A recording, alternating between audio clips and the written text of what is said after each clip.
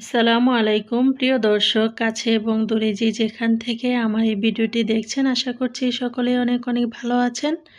আমরা আলহামদুলিল্লাহ অনেক ভালো আছি। আজকে আমি কিছু নতুন ড্রেস তৈরি করার জন্য এই কাপড়গুলো কেটে নিলাম। আমি আপনাদেরকে আজকে দেখাবো আমি কিভাবে কাটওয়ার্ক ডিজাইন করি।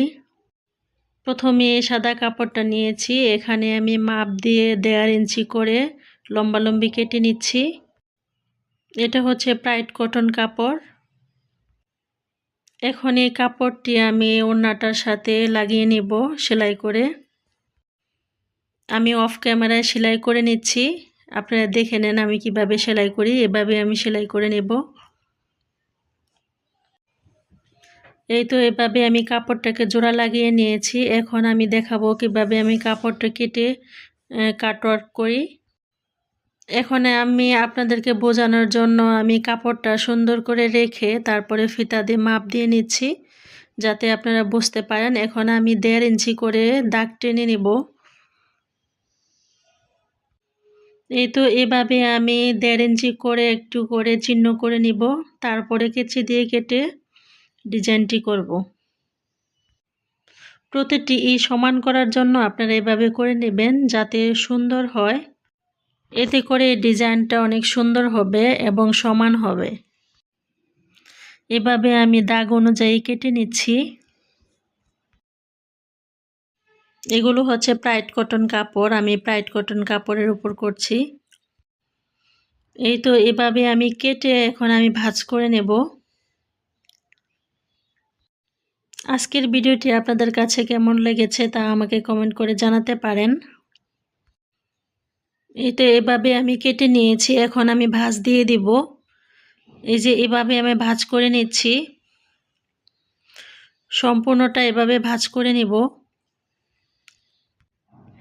এভাবে ভাঁজ করে সমান করে নেবেন। আর আপনারা চাইলে আয়রন করে নিতে পারেন ভাঁজ করার পরে, এতে করে সেলাই করতে সুবিধা হবে। কিন্তু বেশি কাজ করতে গেলে দেখা যাবে আয়রন করলে অনেক পরিশ্রম বা অনেক সময় লাগে। এই তো এভাবে আমি ভাঁজ করে নিলাম, এখন আমি সেলাই করে দেখাচ্ছি। এখন আমি হেম সেলাইয়ের মাধ্যমে কাজটি কমপ্লিট করে নেব। এই তো এভাবে সম্পূর্ণ এতে সেলাই করে নেব।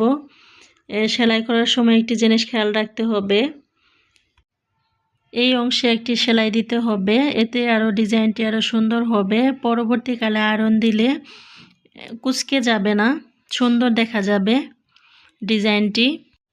এই তো এভাবে আমি কাটওয়ার্ক ডিজাইন করে থাকি।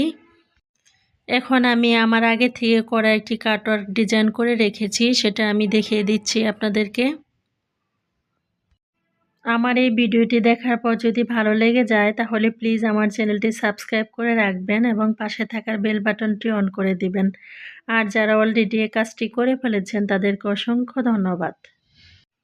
আমি যেটাই ডিজাইনটি দেখালাম এটা হচ্ছে ওড়না। এখন আমি জামাটাতে আগে করে রেখেছি সেটা আপনাদেরকে দেখিয়ে দেব। এই তো দেখেন এভাবে আমি করে রেখেছি সুন্দর করে। আজকের ভিডিওটি এখানেই শেষ করছি। ভালো থাকবেন। আল্লাহ হাফেজ।